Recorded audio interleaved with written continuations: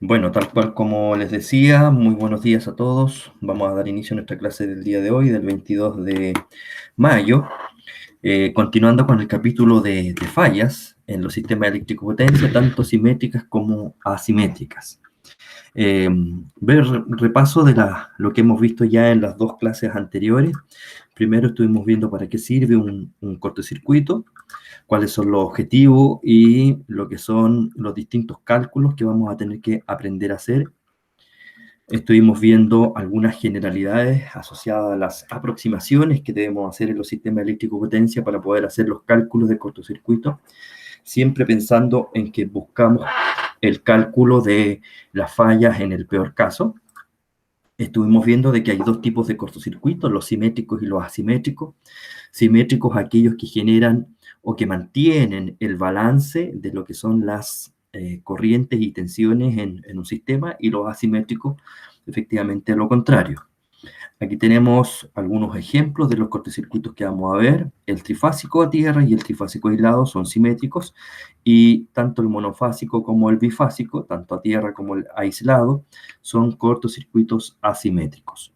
Los asimétricos los vamos a terminar viendo utilizando las componentes de secuencia que vimos en el capítulo anterior. Y en el caso de los cálculos de los cortocircuitos simétricos, lo que vamos a ver son aplicando las técnicas normales de análisis de teoría de circuitos. Estuvimos viendo además lo que son las distintas probabilidades de ocurrencia de fallas en sistemas eléctricos. Estuvimos viendo dónde se producen estas fallas, su nivel de probabilidad de ocurrencia y algunas causas de ellas como antecedentes generales a los distintos cortocircuitos. Luego comenzamos con un análisis para poder visualizar cómo se iban a comportar los circuitos simétricos, estudiando lo que es el cortocircuito en un generador conectado a una barra de manera directa. De ahí podemos llegar a la conclusión de que existen dos componentes, la componente alterna y la componente en continuo, que se refleja a través de un offset que puede ser positivo o negativo, dependiendo de la relación angular entre impedancias y el generador, con un decaimiento exponencial que está dado por la constante de R partido por L, que está asociado a la máquina, ¿ya? En general, esta componente no se analiza, y sino que más bien sobre los cálculos finales se aplica un cierto factor que va a depender de lo que son los tiempos. Estuvimos aquí viendo los distintos instantes en los cuales nosotros podemos realizar un estudio de cortocircuito. Estos son tres: el subtransiente, el transitorio y el permanente, y que difieren cada uno de ellos respecto de las eh, reactancias que nosotros consideramos para los análisis. Ahí aparecen sin una comillita lo que son la reactancia en régimen permanente, la reactancia en transiente con una comilla y con dos comillas la subtransiente. En general se utilizan las reactancias subtransientes para poder calcular los valores máximos de corriente de cortocircuito. Estuvimos viendo algunos factores que son característicos de aplicación para lo que son los cálculos interruptores. Respecto de estas láminas, ustedes van a profundizar más la próxima asignatura, que es de protecciones en sistemas eléctricos de potencia. Estuvimos viendo la definición de lo que es potencia de cortocircuito, y aquí comenzamos ya con un ejercicio muy simple, muy conceptual respecto de lo que es el cálculo de corriente de cortocircuito en un circuito simétrico bajo una falla trifásica, ¿ya? Y tal cual como lo pudimos visualizar, tenemos una condición de operación antes del cortocircuito. Nos dan los valores de operación del generador y de la máquina y los terminales de la tensión en la máquina, y con eso nosotros calculamos las tensiones internas. Una vez que se produce el cortocircuito, dadas las tensiones internas, calculamos los aportes desde el generador y desde el motor a este cortocircuito, lo que nos permite además saber cuánto es la corriente que fluye desde el motor y cuánto es la corriente que fluye del motor. Vimos aquí además un método alternativo para el cálculo, que es generalmente el método que se termina finalmente utilizando, que es calcular la impedancia de cortocircuito en el punto de falla equivalente.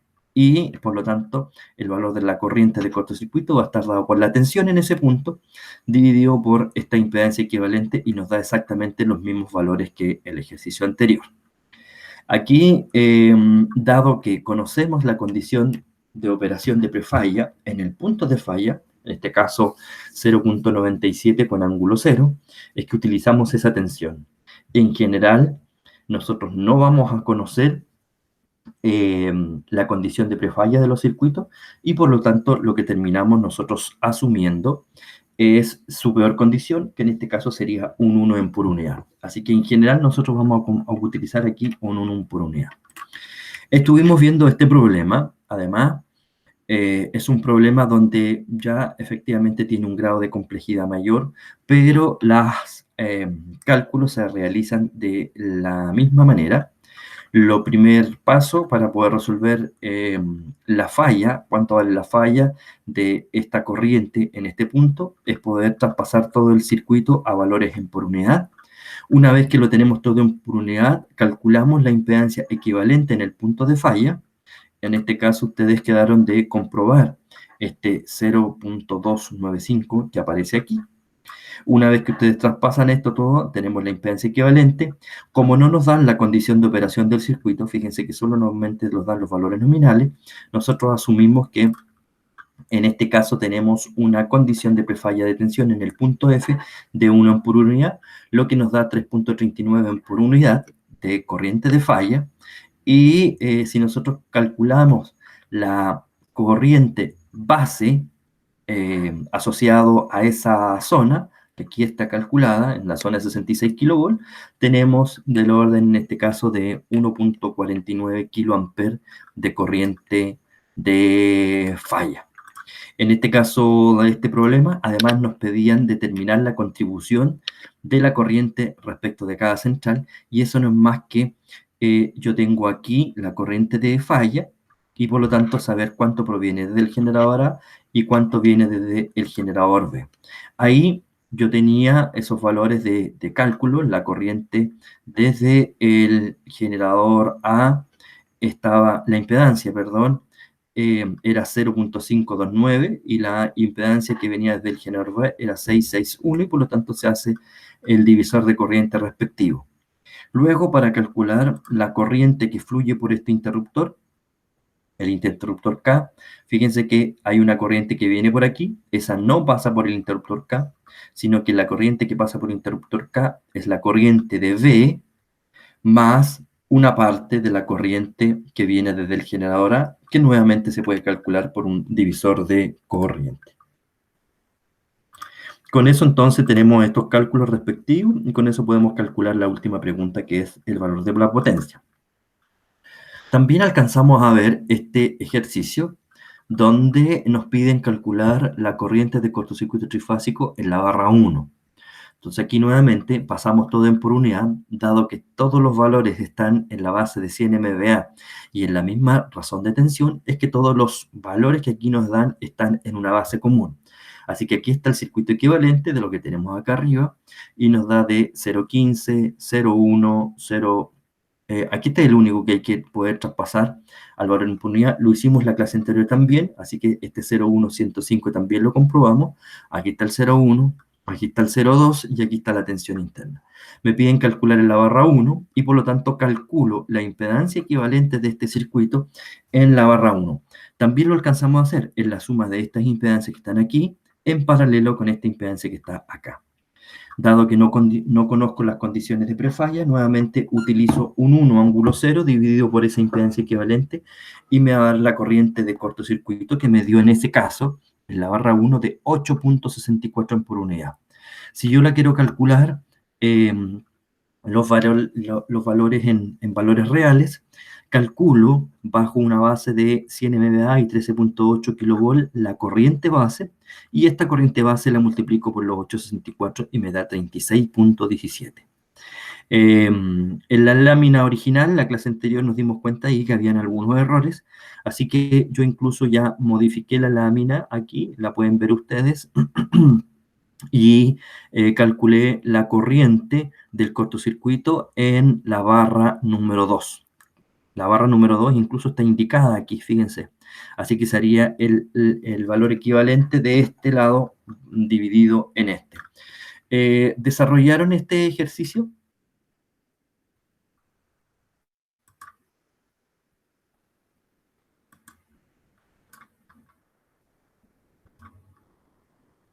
¿Alguien lo volvió a hacer? ¿Nadie? Ya, parece que nadie. Ya, entonces, a modo de poder ejercitar, tomen ahí su calculadora y calculemos la impedancia serie desde la barra 2 hacia el lado izquierdo, que en este caso va a ser punto 15 más punto 1 más punto 105 y más punto 1. Eso me da de 0.455 y ese valor va a estar en paralelo a el 0.2 que vamos a tener aquí. Estamos calculando el cortocircuito de la barra 2, así que estamos sacando la impedancia equivalente vista desde ese punto. Así que lo coloco en paralelo con el 0.2, los multiplico, busco los argumentos, sumo y divido, y me da de la impedancia equivalente de 0.1389. Esa sería la impedancia equivalente en el punto 2. Así que hago 1 dividido en esa impedancia equivalente, o lo invierto, y me da en por unidad de 7.1978, que es el mismo valor que yo tengo aquí. 7.19. Voy a calcular la corriente base en la zona 2. La corriente base en la zona 2 está dado por los 100 MVA dividido en raíz de 3 y multiplicado y dividido además por los 13.8 exponente 3 que está en kilovolt. Me da del orden de los 4.183.69 la corriente base. Lo multiplico por los 7 y tengo 30.113 0.4 amperes, lo que es lo mismo que los 30.1 kiloamperes. Así que si ustedes se fijan, podría yo pedirle la corriente de cortocircuito en la barra, podríamos inventar aquí el número 3, aquí podría estar el número 4, así que podría calcularlo aquí, o podría incluso preguntarles, calcule en qué barra se produce la mayor corriente de cortocircuito eh, trifásico en este sistema. Y ahí entonces ustedes debiesen desarrollarlo, el cortocircuito en la barra 1, en la barra 2, en esta supuesta barra 3 y en esta supuesta barra 4 y decirme cuál de todos es mayor. Al menos por ahora, la corriente trifásica de cortocircuito en la barra 1 es mayor a la barra 2 en 6 kiloamperes. ¿Ya? ¿Se entendió en este caso este problema? Quedamos aquí la clase pasada.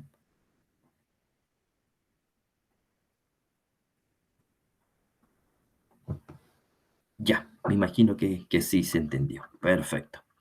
Bueno, desde, tal cual como les mencioné en la clase anterior, desde aquí hacia, no hay materia nueva desde el punto de vista de las componentes, de las corrientes de cortocircuito balanceado. Ustedes podrían ya resolver utilizando todas las leyes de voltaje, de corriente, métodos de nodales, para poder resolver este tipo de circuitos. No obstante, les voy a enseñar aquí una nueva técnica para poder encontrar estos valores de impedancias equivalentes, en resumen, porque fíjense que para poder determinarlo en un circuito yo determino las impedancias equivalentes. Así que les voy a enseñar otra alternativa. No obstante, lo que yo les recomiendo es hacer muchos ejercicios, incluso utilizando ambas técnicas, el método tradicional y este que va a ser el método matricial, de tal forma que ustedes logren poder visualizar un problema, poder en su planteamiento determinar cuál va a ser la estrategia que ustedes van a ocupar. Seguramente a muchos de ustedes les va a encontrar que esta estrategia es la más adecuada posible y van a intentar resolver los problemas siempre utilizando esta herramienta. Yo les digo que no necesariamente es la herramienta que hace, me permite resolver los problemas de manera más fácil, ¿ya? Así que siempre hay que mirarla con atención. Aquí tenemos un problema, fíjense que aquí tengo un generador con su reactancia interna, ya me dieron todos los valores en por unidad, fíjense que ya tomaron este problema y lo pasaron en por unidad y llegaron a este enunciado. Así que aquí hay un paso que ya está resuelto a través de los valores en por unidad de todo el circuito. Aquí tenemos un segundo generador y aquí tenemos 1, 2, 3, 4 y 5 barras con las distintas reactancias entre cada una de estas barras.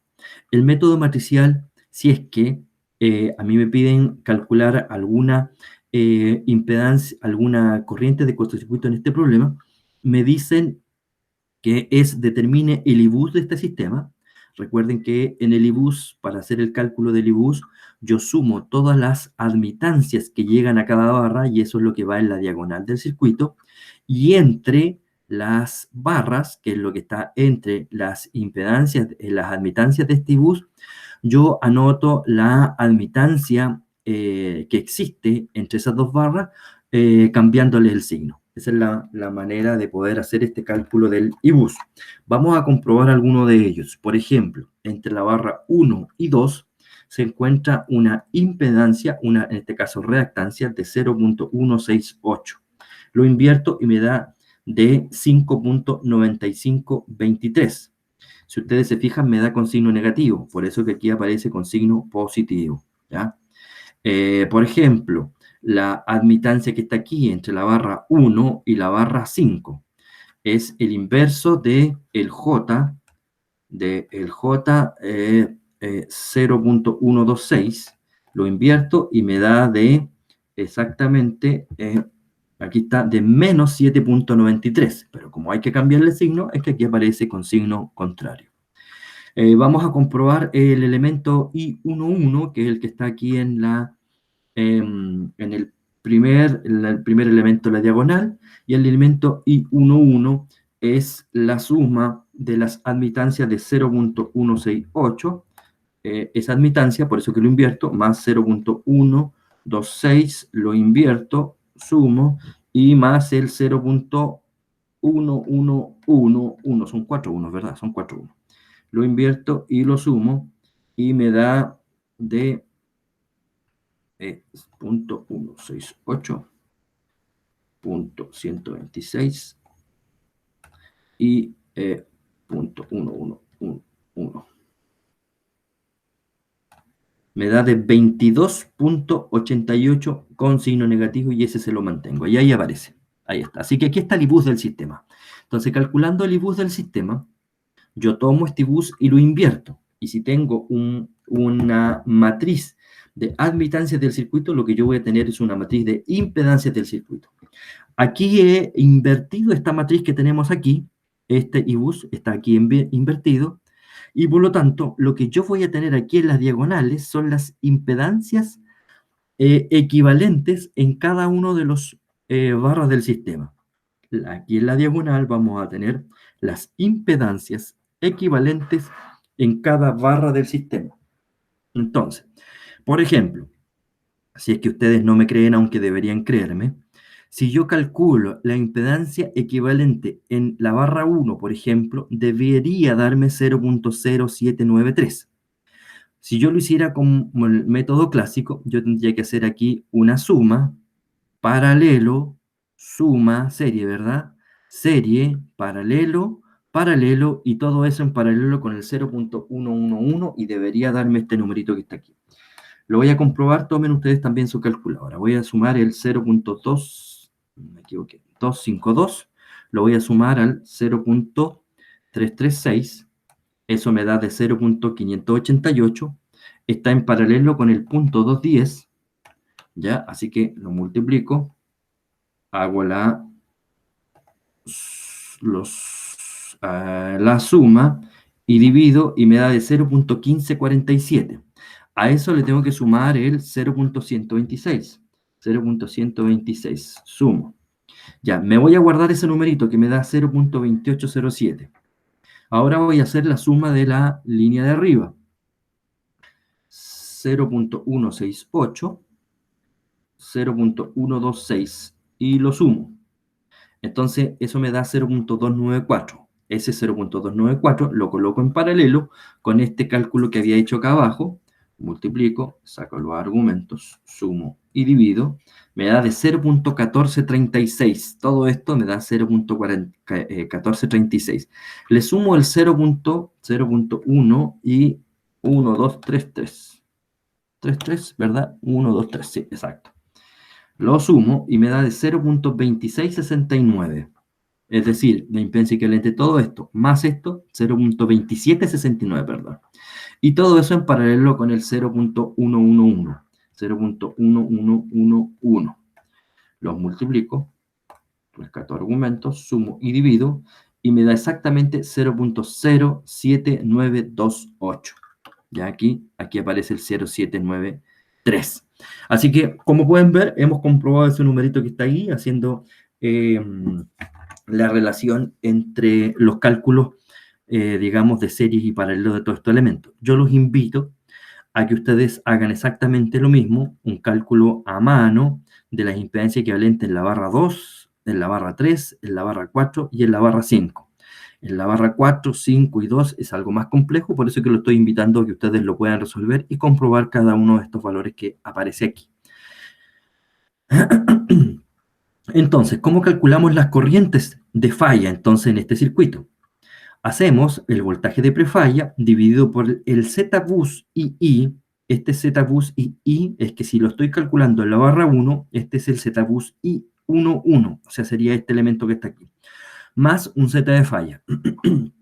Voy a aprovechar de introducir el concepto de impedancia de falla. La impedancia de falla es aquella impedancia con la cual nosotros se produce la falla. En general, todos los ejercicios que nosotros hemos hecho en este y en este, hemos considerado que la impedancia de falla, o sea, el elemento con el cual estamos produciendo la falla, tiene una impedancia cero, o eso también se conoce como una impedancia franca a tierra. Franca quiere decir que la impedancia con la cual nosotros se está produciendo este cortocircuito es cero. En la realidad, en muchos casos efectivamente se produce una falla franca a tierra, es decir, la impedancia del elemento en cuestión es cero. Pero si ustedes se imaginan, por ejemplo, que una línea que está montada sobre un aislador, ese aislador se rompe y por lo tanto empieza a circular corriente entre la línea y la torre eléctrica, va a haber un cierto valor de impedancia. Entonces, por eso que esos valores de impedancia también pueden no ser cero, ¿ya? Así es que ahí tendríamos un caso en el cual este dato de la impedancia de falla, generalmente a mí, desde el punto de vista de los ejercicios que nosotros resolvemos, me lo tienen que dar. Es un dato del problema. También podría ser un dato a calcular, ¿ya? ¿Cómo yo lo podría calcular? Fíjense que aquí en este ejercicio, si a mí me dieran el valor de impedancia de falla, tendría que hacer 1 más la impedancia equivalente más la impedancia de falla, evidentemente en por unidad, ¿ya? Aquí también, si me pidiesen calcular esta impedancia, este cortocircuito en la barra 1 con una impedancia de falla, aquí habría un valor de impedancia. Entonces, la impedancia equivalente en este punto más la impedancia de falla me van a dar la impedancia total del circuito. ¿Ya? Así que el valor de impedancia de falla podría ser un elemento adicional a los distintos cálculos. Fíjense que la impedancia de falla siempre me va a dar valores de cortocircuito menores a que si yo la considero igual a cero, ¿verdad? Eso lo pueden visualizar simplemente en esta ecuación. Si mi impedancia de falla es cero, quiere decir que este numerito me va a dar más grande. Si tiene ya empieza a crecer, es que entonces esto me da un número menor. Aquí voy a mencionar un aspecto práctico y que sucede no tanto en las redes de transmisión, sino más bien en las redes de distribución, que son las fallas se denominan fallas de alta impedancia. En las fallas de alta impedancia lo que termina sucediendo es que esta impedancia de falla es tan grande, esta impedancia de falla es tan grande, que la corriente de falla se hace muy chiquitita y comparable a la corriente de carga. Si eso llega a suceder, yo podría tener una línea cortada en mi circuito, por ejemplo, y los elementos de protección no darse cuenta de la existencia de esta falla, producto de que la corriente no es capaz de ser detectada efectivamente como un alto nivel de corriente. Eso es producto de una impedancia una falla de alta impedancia, ¿ya? Eso es un caso bien particular y bien especial. Bueno, vamos a seguir con esta ecuación. Entonces me dicen, esto me va a dar la corriente. ¿Cómo yo podría calcular el voltaje que se va a producir en la barra 1, por ejemplo, si estuviese fallada? Es muy fácil, porque si no tiene impedancia de falla, la impedancia entre este punto y tierra es cero, y por lo tanto el voltaje es cero. ¿ya? Es un voltaje franco. Pero veamos si eso sucede. 1 menos el Z bus I1, 1, por ejemplo, sería ese valor que está ahí, dividido por la impedancia de falla, imaginemos que es 0, Z bus I1, 1, así que sería ese mismo valor, así que esto me daría un 1, 1 menos 1 me daría 0, y por lo tanto el voltaje total. Este que está aquí es el voltaje de prefalla, es decir, el voltaje que está antes de que se produzca la falla. Este es el voltaje que yo les he venido comentando, se calcula considerando el peor caso que sería el 1 ángulo 0. Esta ecuación que está aquí es una ecuación bien interesante porque a mí me permite calcular cuál es el voltaje que se va a dar en cualquier otra barra, a excepto de la barra donde está la falla. Por eso que dice el voltaje de la barra fallada, pero la J, no es la I donde está la falla, es la J, va a ser el voltaje de prefalla de la barra J, siempre vamos a asumir un 1 ángulo 0, menos la corriente de falla en la barra I. Imagínense que quisiera yo calcular el voltaje que se produce en la barra 3 cuando aquí hay una falla trifásica tierra. Entonces, esto sería B3, sería el voltaje 3 antes de la falla, menos la corriente de falla que se está produciendo aquí, por el Z bus y J. En este caso sería entre la barra 1 y 3. Entonces voy aquí, 1 y 3 sería el 0.0382. Ese sería el numerito que iría aquí. Así es que esta es la ecuación entonces que a mí me va a permitir poder hacer el cálculo de la corriente de falla en cada una de las corrientes de falla en cada una de las barras, así como también determinar lo que son los voltajes de falla en cada uno de los elementos del sistema. En este problema en particular, yo insisto, pregúntense ustedes mismos, corriente de falla trifásica en la barra 1, 2, 3, 4, 5, resuélvanlo de la manera que hemos visto acá en los ejercicios anteriores, ¿ya? Haciendo impedancias equivalentes, calculen incluso los voltajes de prefalla, etcétera, y luego lo hacen de la manera matricial ocupando esto que está aquí.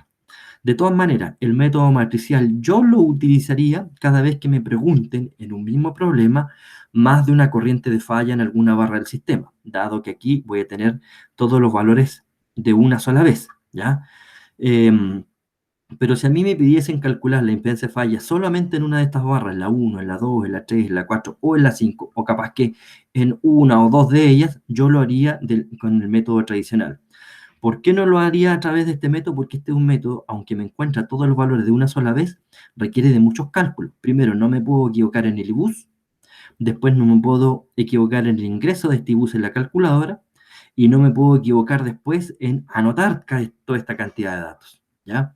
En general, lo que termina sucediendo es que el estudiante se equivoca aquí y por lo tanto deja la escoba acá. Así que yo les recomiendo siempre hacer mucho ejercicio primero para poder ir dándose cuenta ustedes mismos. Bueno, aquí hay un ejercicio que se los voy a dejar a ustedes de tarea para que me lo puedan consultar. Están los distintos cálculos que se hicieron aquí. Fíjense, en el bus número 1, el que está aquí, ocurre un cortocircuito trifásico donde el voltaje de prefalla es 525 kV. Me están dando el voltaje aquí, ¿ya? Se desprecia la corriente de carga de prefalla. Dibuje el diagrama de reactancia de secuencia positiva en por unidad sobre una base 100 MVA en la zona del generador 3. Determine la reactancia de Thevenin por unidad en la falla, la corriente de falla subtransitoria en por unidad y las contribuciones de corrientes desde el generador 1 y desde la línea 1-2. Es decir, me están pidiendo aquí que haga mi falla trifásica balanceada. Así que lo que tengo que hacer es poder calcular aquí los valores de las corrientes y las tensiones. Yo voy a revisar esto ahora, dado que me surgió la duda si cuando hice los cálculos consideré este voltaje de prefalla de 525 kV o si utilicé los 500 kV que son los que están aquí. Fíjense que perfecto de las zonas, aquí tengo una zona de 13.8 kV, aquí en el centro tengo una zona de 500 kV, después de este generador, en el generador 3, tengo una zona de 20 kV, acá, 20 kV, y acá en el generador 2 tengo una zona de 18 kV. Y me piden aquí, entonces lo primero que tengo que hacer yo es el traspaso en por unidad de todos estos valores. Una vez que los tengo en por unidad, hago el equivalente en la barra 1, y para saber la corriente de cortocircuito en la barra 1, hago la tensión de prefalla, es decir, 525 dividido por 500, seguramente lo que tengo que hacer, ese sería mi valor en por unidad, y dividirlo por la reactancia equivalente. Ah, pero ahí, miren, ahí se supone que tengo el valor de la reactancia equivalente en ese punto, es 0.267. Así que primero voy a pasar la tensión en por unidad, que son los 525. 525 dividido en 500 me da de 1.05, esa sería la tensión de prefalla, y lo divido por el 0.267, lo divido y me da 3.93. ¿Está bien? Sí, lo hice con el voltaje de prefalla, así que estos números estarían correctos. Me da 3.932 los valores en por unidad.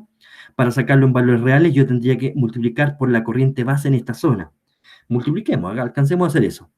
Eh, la potencia base dice que ocupe 1000 MVA, así que van a ser 1000 exponente 6, lo divido en raíz de 3, y en esa zona estamos hablando de 500 exponente 3 dividido, me da de 1154.7 la corriente base, y multiplico entonces serían de 4540.5 amperes, punto 95 me dan a mí. Capaz que me haya equivocado, en vez de colocarle el 95, puse un 5.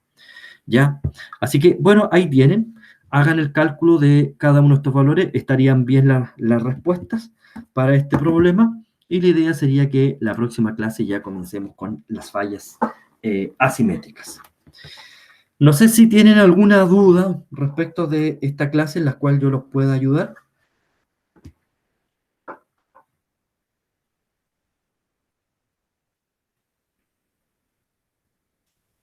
Sí, ahí tiene ahí me avisan que lo que usted quiera, puede hablar, no tengo ningún problema. Pueden escribir o comentarme. Eh, Hola, la verdad es que ayer estaba estudiando de un libro que trataba de las componentes simétricas y resulta que para generadores y transformadores también tienen un tratamiento especial para determinar el diagrama de impedancia. Estamos hablando de de las fallas simétricas, ¿verdad? Que es la clase de hoy. ¿O tú me querías hablar de las asimétricas? Es que esa era mi duda, si ¿Ya? el tratamiento especial era para fallas simétricas o estaba indagando más allá y me metí con asimétricas. Mira, lo que se ocupa aquí son, en general, impedancias en régimen subtransitorio para los generadores y en régimen transitorio, pues en este caso no tienen un comportamiento dinámico importante el tema de los transformadores y por eso es que se ocupa la reactancia transiente de los transformadores, que son un poco los datos que a nosotros nos han dado en cada uno de estos problemas. Y por lo tanto, no hay un tratamiento especial desde el punto de vista de quizás ocupar componentes simétricas, ¿ya? Solamente aquí es manejo matricial a través de este método que yo les acabo de enseñar, o si no, utilizar serie, eh, paralelo o incluso transformaciones en delta estrella. Fíjense que aquí en este mismo ejercicio que está puesto en la lámina, aquí vamos a tener que utilizar transformaciones delta estrella. Así que por favor, ensayen ese tipo de ejercicios, transformaciones desde delta estrella, de estrella a delta, porque en este caso, si yo quisiera calcular la impedancia equivalente que hay entre 1 y 3, voy a tener que llegar a una transformación delta estrella. Pero respecto de la pregunta, no hay tratamiento especial. Ok, gracias. ¿Alguien más tiene alguna otra consulta que quiera hacerme de algo que hayamos visto aquí? Insisto, yo en la próxima clase comenzamos con cómo vamos a hacer uso de las componentes simétricas para poder resolver problemas desbalanceados. La prueba que viene es de corrientes de cálculo de corrientes de cortocircuito. Seguramente van a haber ejercicios simétricos y asimétricos. Es decir, la mitad de los ejercicios ustedes ya con esta información ya los podrían resolver. Nos va a faltar la segunda mitad, que es lo que vamos a ver en la siguiente clase. ¿Consultas? Bueno, si no Yo hay... tengo, Sí, no es consulta, sino que tengo como un dato.